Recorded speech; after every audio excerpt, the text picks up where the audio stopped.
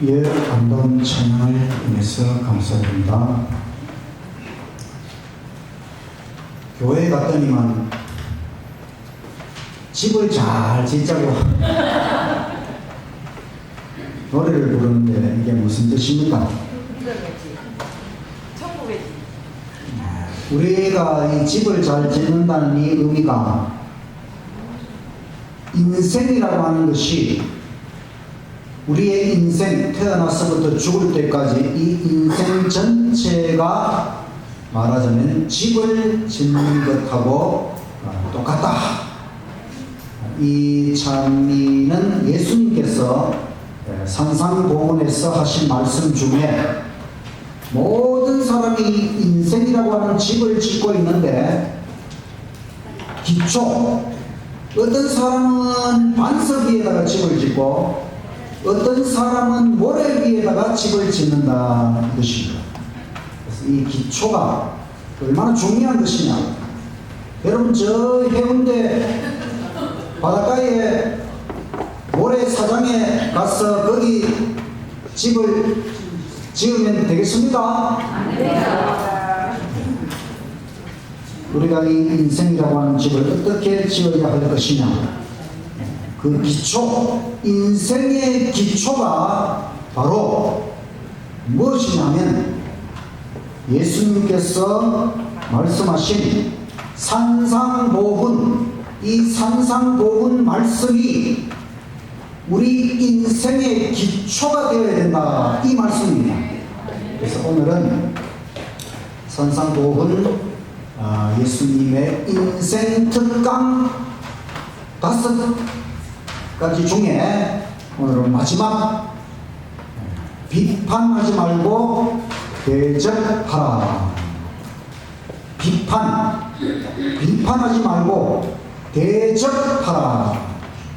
비판과 대접, 이 두 가지를 대조하면서 우리가 인생을 살아갈 때에 특별히 다른 사람에 대한 태도, 어떤 태도를 가지고 살아가야 할 것이냐. 그것은 비판이 아니라 대접, 정말 아주 중요한 하나님의 말씀 잘 깨달아야 하겠습니다. 비판을 받지 아니하려거든 비판하지 말라. 마태복음 7장 1절의 말씀입니다. 율법주의자는 뭐냐면 율법을 자기 힘으로 지켜서 내가 이 정도 했으니까 내가 구원받았다 이렇게 생각하는 이게 잘못된 구원관인데, 이런 율법주의자는 스스로 규정들과 규칙들을 많이 만든다. 그리고 그 규정들을 가지고 자기가 지키려고 하는 것이 아니고 자기가 그 규정대로 살려기보다는 다른 사람들을 비판한다. 그 수많은 규정을 가지고 자꾸 다른 사람을 비판하고, 그래서 마음 좁은 정탐꾼이다. 마음이 좁은 정탐꾼, 다른 사람의 인생 정탐꾼. 그런 자들이 그 당시에 누구냐면 바로 바리새인들. 그들은 영적 교만으로 가득 찼어요. 영적 교만은 내가 영적으로 다른 사람들보다 우월하다는 것이지. 그래서 그들은 결국 비판으로 가득 차게 되는 것입니다. 그런데 예수님의 말씀은 비판을 받지 아니하려거든 비판하지 말라. 율법주의자들은 비판을 좋아하는데 예수님은 비판하지 말라. 자기 자신을 기준으로 삼지 말라. 타인, 다른 사람을 정죄, 비판, 추측, 판단하지 말라. 사람은 사람의 마음을 모른다는 것입니다.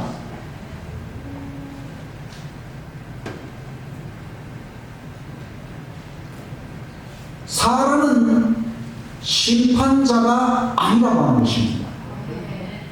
사람을 심판하시는 분은 오직 하나님입니다.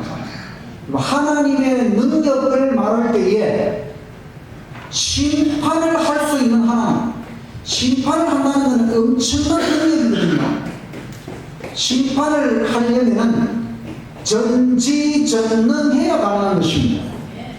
그 사람을 완전히 알아야, 그리고 모든 것을 할 수 있어야, 전지전능해야 심판을 할 수 있는 것입니다. 그 심판은 공정하고 그 심판에 대한 처벌이 확실하다는 것입니다.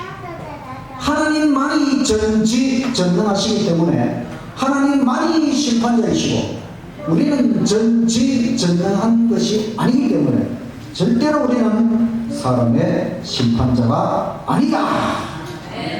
비판하지 말라. 비판은 우리의 특권이 아닙니다. 어찌하여 형제의 눈 속에 있는 티는 보고 네 눈에 들보는 깨닫지 못하는가. 티라는 정말 눈에 잘 보이지도 않는 그런 티끌 같은 그걸 티라고 하잖아요. 들보가 뭔지 아십니까? 그 들보? 옛날 집 나무로 지은 그 배들보, 제일 나무 중에서 제일 굵은 나무, 그걸 들보라고 해요. 들보. 근데 형제의 눈 속에 있는 티는 찾아내면서 네 눈에는 뭐가 들어있다고요? 들보가 있는데도 그걸 왜 알아내지 못하느냐. 타인의 결정은 잘 찾아내면서 왜 네 잘못은 모르느냐. 네 잘못이 뭐냐면 타인의 결정을 찾아내고 비판하는 자체가 더 큰 잘못이라고 하는 것입니다. 그게 바로 들보라고 하는 것입니다. 예수님이 분명히 비판하지 말라 그랬어요. 비판하면 됩니까? 안 됩니까? 안 됩니다. 비판하는 그 자체가 바로 제일 큰 잘못, 들보에 해당하는 것이다. 이것이 들보. 사랑과 용서의 정신이 부족하면 주님의 귀한 양들에게 상처를 준다는 것입니다. 그럼 사람에게 상처를 주는 것은 아주 나쁜 일입니다.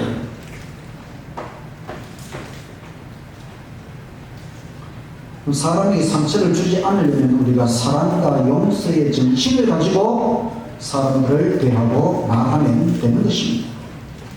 품성의 유일한 표준은 그리스도 예수님이라고 하는 것입니다.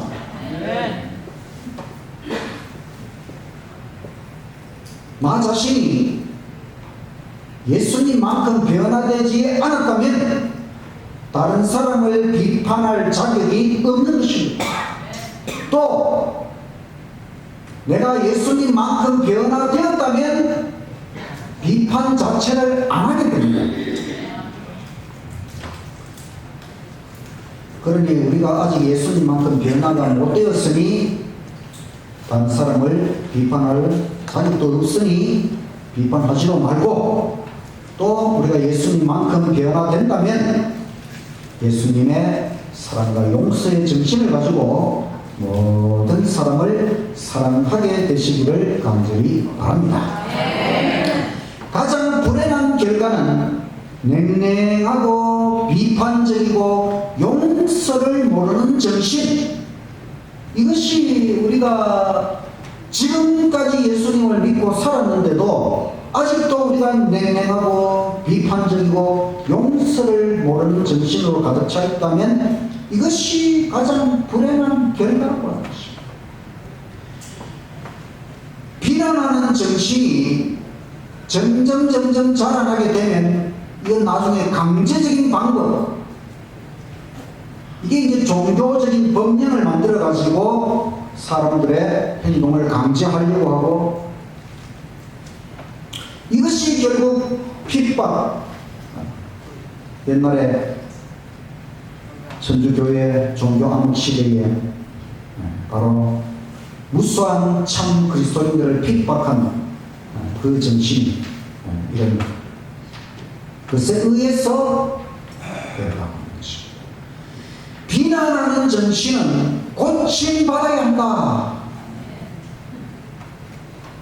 고침받아야 된다는 게 질병과 같은 것이라는 것이지. 비난하는 정신은 고침받아야 되는데 바로 남을 도와주는 정신으로 고침을 받아야 된다는 것입니다. 그래서 혹시 여러분 내 자신이 비난하고 비판하기를 좋아하는 그런 사람이라면 예수님 앞에 나아가셔서 정말 이제는 주여 고쳐주시고 내가 정말 남을 도와주는 그런 사람이 되도록 해달라고 간절히 주님 앞에 나아가시기를 간절히 바랍니다. 거룩한 것을 개에게 주지 말며 마태복음 7장 6절 개 키우시는 분들이 있습니까? 오늘날 개는 참 사람과 함께하는 좋은 동물이잖아요. 예수님 당시에는 유대인들은 개를 오늘날처럼 그렇게 좋아하는 동물이 아니고 아주 하찮은 그런 동물로 생각을 했어요. 그래서 여기 거룩한 것을 개에게 주지 말라. 예수님의 말씀은 개가 누구냐 하면 죄의 노예에서 벗어나기를 바라지 않는 사람, 계속해서 죄악에 집착하는 사람, 이걸 개라고 표현을 하시는데, 그런 자들에게 복음, 거룩한 것, 복음을 주려고 해도 그 사람들에게는 논쟁과 조롱거리밖에 안 될 것이다. 그래서 그런 자들에게 거룩한 것을 주지 말라. 그러나 죄에 빠져 있어도 진리를 받아들이려는 자에게는 복음을 전하라.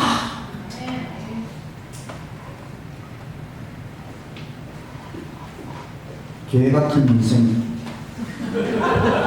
우리가 잘못하면 죄악에 계속해서 집착하고, 특별히 이 말씀에 비추어서 우리가 다른 사람을 비판하는 습관에 집착하고 있다면 잘못하면 우리가 개 같은 인생이 될 수 있기 때문에 이것은 우리가 고침받아야 됩니다. 어떻게 이것을 고침받을 것이냐? 마태복음 7장 7절 구하라 주실 것이, 찾아라 찾을 것이, 문을 두드리라 열릴 것입니다. 예수님이 3번 강조하여 말씀하셨어요. 이것은 하나님의 전능하심을 믿어라. 우리가 구하고 찾고 두드리면 반드시 하나님, 전능하신 하나님께서 주신다고 하는 것을 믿어라. 우리가 회개하며 하나님 앞에 나아가기만 하면 됩니다. 다른 조건은 없습니다. 하나님은 좋은 것을 주시고 싶어 하십니다. 가장 큰 선물, 하나님께서 우리에게 제일 주시려고 하는 선물은 성령. 성부, 성자, 성령, 바로 하나님 자신을, 성령 하나님을 우리 마음 가운데 보내시기를 원하신다는 것입니다. 성령께서 우리 안에 들어오시면은 우리는 모든 죄악을 극복할 수 있는 것입니다. 다른 사람을 비판하는 습관도 고칠 수가 있는 것입니다. 성령, 오직 성령께서 우리 마음을 고치실 때에 이제 우리가 정말 비난하고 비판하는 그 잘못된 습관을 고칠 수가 있다. 더 나아가서 예수님께서는 주님께서 십자가의 피값으로 준비하신 선물, 영원토록 계속될 선물, 예수님께서 우리를 위해 준비하신 선물은 영원히 계속되는 정말 넘치는 은혜와 축복의 선물입니다. 제한할 수 없는 그것을 구하라, 찾아라, 두드리라. 원하는 모든 것을 하나님 정령하십니다. 구해서 더 많이 받아 누리시는 저와 여러분이 되시기를 간절히 바랍니다. 남에게 대접을 받고자 하는 대로 너희도 남을 대접하라. 마태복음 7장 12절. 대접을 받고 싶은 대로 먼저 대접하라는 것입니다. 이것이 모든 교제, 인간 교제의 근본 원리. 서로 사랑하라. 먼저 사랑하라. 얼마나 받을까 생각하지 말고 얼마나 줄 수 있을까 생각하라. 이것은 황금률, 황금과 같은 율법이다. 옛날에 어떤 황제가 이 성경에 나오는 이 말씀이 너무 좋아가지고 왕궁벽에다가 금으로 글씨를 탁 썼어요. 남에게 대접을 받고자 하는 대로 너희도 남을 먼저 대접하라. 그래서 그때부터 이게 황금으로 기록할 만큼 값진 율법이다. 이 황금률은 진정한 친절의 원칙. 항상 친절해야 됩니다. 이것은 예수님의 생애와 성품이라고 하는 것입니다. 예수님은 항상 황금률, 이 표준대로 사시는 이 황금률의 표준은 바로 그리스도교, 이 기독교의 최고 표준이라고 하는 것입니다. 내가 받고 싶은 대로 먼저 그렇게 대접하라는 것입니다. 황금률을 실천하면 오순절 성령시대 교회가 재현될 것이다. 우리가 교회가 가장 꿈꾸는 시대가 바로 오순절 예수님 하늘로 가시고 오순절 성령 강림이 일어났을 때에 모든 성도들이 한마음 한뜻이 되어서 서로 도와주고 서로 위하고 그 마음으로 복음을 전하는 이런 오순절 성령 시대의 교회가 재현되려면은 교인들이 뭘 실천해야 된다고요? 황금률을 실천해야 된다는 것입니다. 그래서 교인들끼리 서로 자꾸 헐뜯고 비판하고 비난하고 계속 그러면은 교회는 안 됩니다. 우리 모든 성도들이 황금률, 내가 대접을 받고 싶은 대로 모든 성도들을 대접하고 사랑하며, 그래서 이 교회가 정말 오순절 성령시대의 교회가 재현되기를 간절히 바랍니다. 생명으로 인도하는 문은 좁고 길이 협착하여, 마태복음 7장 14절.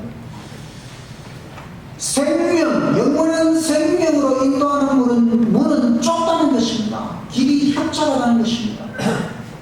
우리 그리스도인의 길은 좁은 길입니다.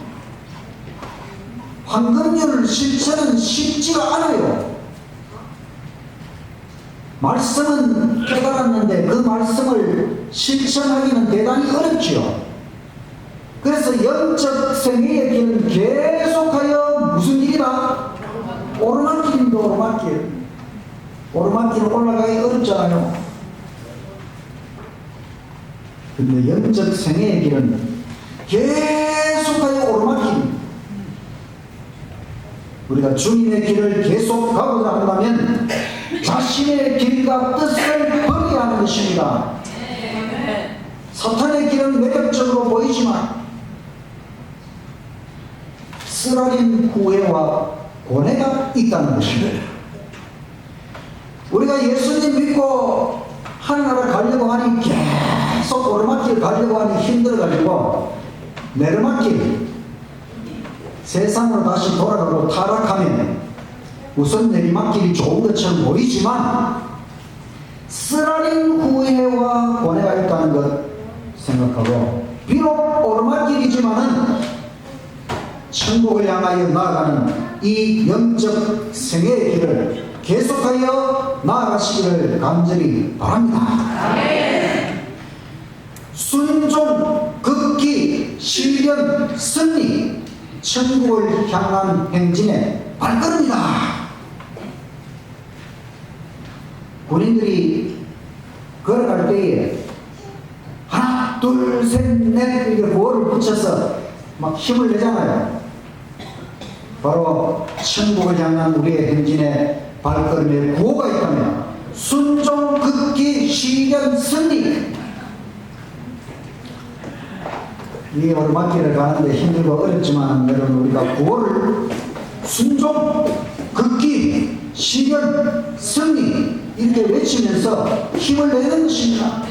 내가 순종해야지, 내가 극기해야지, 실현 속에서 승리해야지, 이런 구호를 외치면서 이겨내고 계속하여 앞으로 전진하시기를 간절히 바랍니다. 좁은 길을 가는 자들, 하나님께서 항상 돌보고 계신다. 우리가 좁은 길을 가는 우리는 하나님께서 항상 우리를 돌보고 계신다는 것입니다. 이 길은 주님께서 먼저 가셨고 편안하게 하셨다. 영생으로 인도하는 길, 가파르지만 생기를 주는 기쁨의 샘이다. 매 발걸음마다 동행하시는 주님, 행진가를 더 높이 불러라. 여러분, 이제 조금만 더 가면 천국입니다. 힘을 내시고 끝까지 행진가를 더 높이 부르면서 동행하시는 주님을 바라보면서, 앞서가시는 주님을 바라보면서, 우리를 돌보시는 하나님을 생각하면서 좁은 길, 오르막길 힘을 내시고 끝까지 가시기를 간절히 바랍니다. 좁은 문으로 들어가기를 힘쓰라. 누가복음 13장 24절. 그리스도인 생애는 싸움이며 진군이다. 싸움의 장소는 마음. 인류의 가장 큰 싸움, 바로 자기, 자아를 하나님 뜻에 굴복시키는 것, 이게 가장 큰 싸움이라고 하는 것입니다. 선악의 대쟁투가 사탄 마귀와의 싸움이 무슨 공중에서 이루어지는 게 아니고 바로 우리 마음에서 내 자아를 하나님 뜻에 굴복시키는 것, 이 대쟁투의 싸움터가 바로 우리 마음이라고 하는 것입니다. 매 발걸음마다 열렬히 기도하지 않으면 승리할 수 없다. 억지가 아니라 자발적 복종. 그래서 나의 의지가 하나님의 의지가 될 때까지 복종, 자신을 살리면서 하나님의 나라에 들어갈 수 없다. 자아를 버리고 예수님의 마음을 품어라. 기도하라. 성령이시여, 내 마음속에 임하신 성령이시여, 나를 도와주시오. 내 자아를 포기하고 예수님의 마음, 하나님의 뜻을 복종하도록 도와달라고 계속해서 기도하는 심령으로 나아가야 돼. 그게 좁은 문으로 들어가는 길. 야곱은 자아를 포기하고 믿음으로 승리했다. 주께서 이런 승리를 주셨다고 하는 것입니다. 야곱의 인생이 바로 우리에게 모델이 되는 것입니다. 샘플이 되는 것입니다. 야곱이 인간적으로 참 성공에 대한 욕망이 강했던 사람인데, 결국 그 인생의 성공, 그것은 자기의 모든 욕심을, 자아를 포기하고 믿음으로 하나님께 맡겼을 때에 주께서 승리를 주셨다는 것이죠. 이 끝없는 싸움에서 인생, 이 자기 자신과의 싸움, 죄악과의 싸움, 사탄과의 싸움, 이 싸움에서 야곱처럼 예수님 안에서 기필코 승리하는 저와 여러분이 되시기를 간절히 바랍니다. 아멘. 거짓 선지자들을 삼가라. 마태복음 7장 15절. 참 선지자가 있다면 거짓 선지자는 하나님의 말씀에 반대되는 것을 외치는 자들이지요. 거짓 선지자는 그 열매로 알 수가 있어요. 참 선지자는 자기가 기대를 전한 대로 순종하며 살았다는 것이고, 거짓 선지자는 그 열매가 그렇지 않다는 것입니다. 율법을 경시하는 자는 거짓이다. 하나님의 율법이 성경에서 핵심 알맹입니다. 그런데 하나님의 율법을 경시하는 자는 거짓이라는 것입니다. 안식일 대신에 일요일을 중요시하면 그게 거짓이라는 것입니다. 말씀보다 다른 것을 강조하면 거짓이라는 것입니다. 참은 뭐냐? 순종, 사랑, 계명, 성결, 친절, 기쁨, 예수, 믿음, 이와 같은 것은 다 참이지요. 우리가 참 진리교회 안에서 신앙생활하면서 우리에서 거짓, 모든 거짓이 다 사라질 수 있도록 참되게 말씀대로 순종하며 살아가는 저와 여러분 되시기를 간절히 바랍니다. 아멘. 자, 오늘 예수님께서 산상보훈 마지막 5번째 강의를 통해 우리에게 강조하시는 것은 비판하지 말고 대접하라. 주님 나라의 백성으로 거듭난 사람은 이 산상보훈의 모든 말씀이 일반 사람들이 아니고 세상 사람들이 아니고 예수님을 믿고 예수님 나라 은혜의 왕국 그 백성으로 거듭난 사람들이 어떤 인생을 살아야 할지 깨우쳐 주시는 말씀이거든요. 그래서 우리가 주님 나라 백성으로 거듭난 사람이라면은 다른 사람을 향한 바른 자세를 가지고 살아간다. 그 자세는 바로 비판하지 않고 대접하겠다. 예수님처럼 사랑하며 살자. 아멘. 이것입니다. 우리가 진정으로 거듭났다면 이제는 다른 사람에 대한 태도가 예수님께서 원하시는 태도로 똑바라져야 돼요. 비판하지 않고 대접하겠다. 여러분, 비판하는 거 이제 하지 마십시오. 잠시 좋을지 몰라도 궁극적으로는 나쁜 것이에요. 비판하지 말고 대접을 해보십시오. 대접을 해보면은, 이야, 이건 진짜 좋은 것이구나. 영원히 좋은 것이 대접하는 것입니다. 예수님, 바로 예수님처럼 사랑하며 살아가는 것이 바로 이 태도죠. 이 모든 말씀을 마치시고 예수님께서 산상보훈의 말씀에서 마지막으로 하시는 말씀이 바로 반석 위에 지은 집 인생이 있고 모래 위에 지은 집 인생이 있다.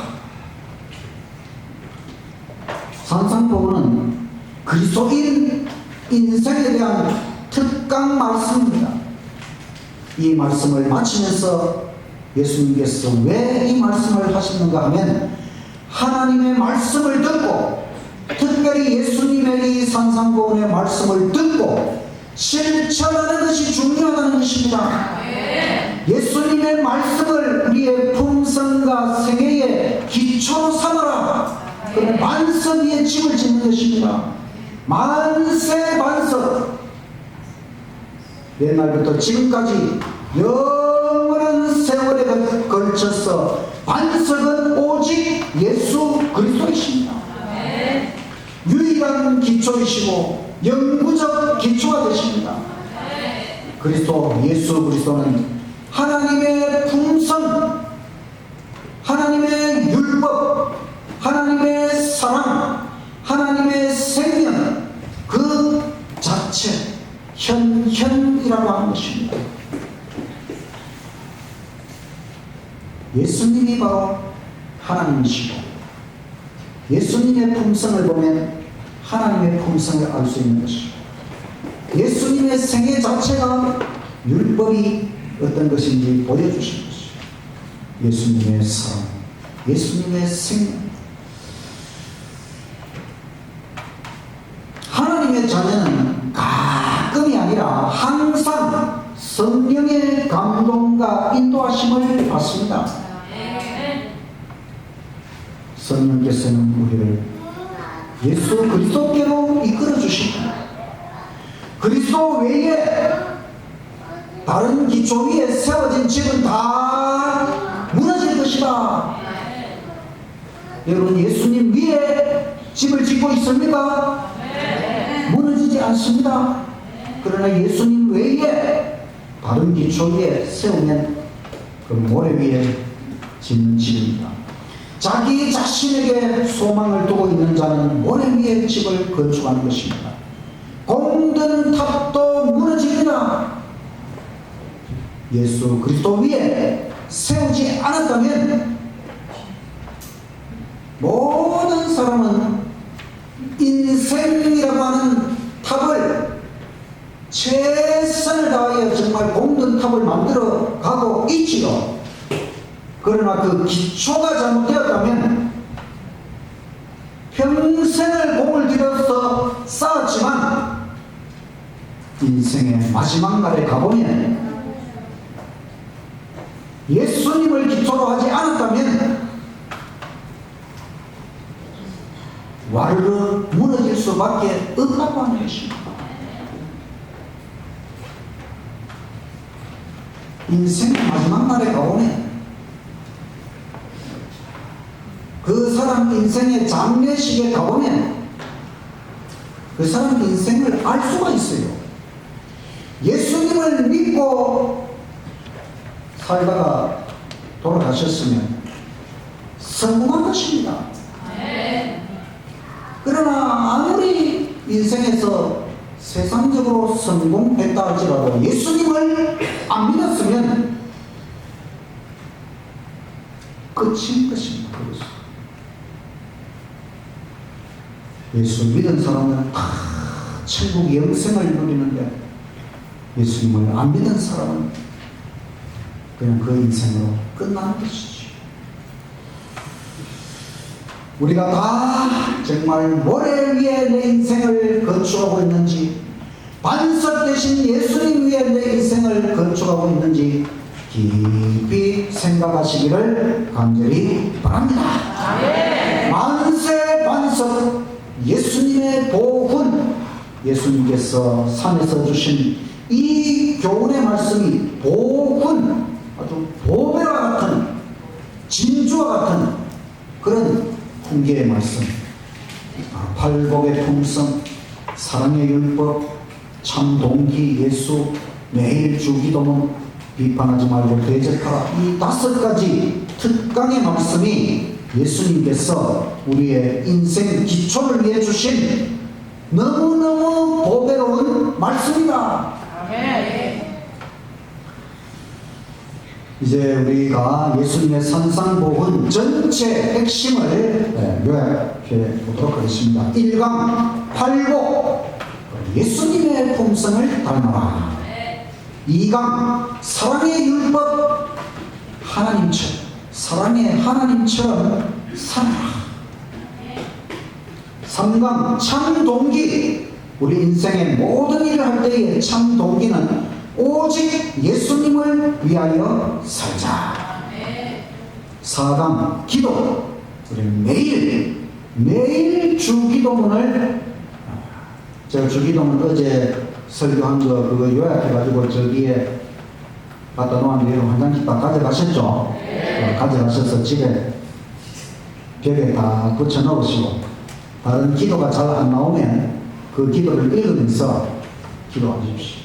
매일 하나님께 완전히 맡기고 살아야 됩니다. 오감, 비판 말고 대적, 예수님처럼 사랑하며 살자. 이 5가지 말씀을 다시 압축하여 결론을 내리면 우리 인생을 하나님께 전적으로 맡기고 인생을 통하여 예수님의 사랑과 품성을 재현해야 한다. 인생을 우리는 심각하게 살아가지요. 그런데 우리가 인생에 대해서 너무 그렇게 걱정하지 말고 우리 인생을 하나님께 전적으로 맡겨야 되는 것입니다. 그리고 우리가 인생을 통해 정말로 해야 될 일은 뭐냐면 예수님의 사랑과 품성을 재현해야 하는 것입니다. 이 참된 목적을 모르면 내가 인생을 살기에 급급해가지고 너무 그렇게 살아가는 게 있습니다. 그러지 말고 이제는 우리 인생을 하나님께 전적으로 맡기고 우리 인생이 정말로 해야 될 일, 바로 예수님의 사랑과 품성을 내 생애 속에서 재현하는 그 일에 모든 걸 중심으로 놓고 살아가면 예수님께서 원하시는 참 아름다운 인생을 살아갈 수 있다. 이 산상복음의 말씀을 만세반석으로 삼고 예수님의 사랑과 품성을 재현하는 것이 우리 인생의 목표가 되고 핵심이 되고 그래서 다 성공적인 인생을 살고 주님 나라에 이르게 되기를 간절히 바라면서 말씀을 마치겠습니다. 아멘.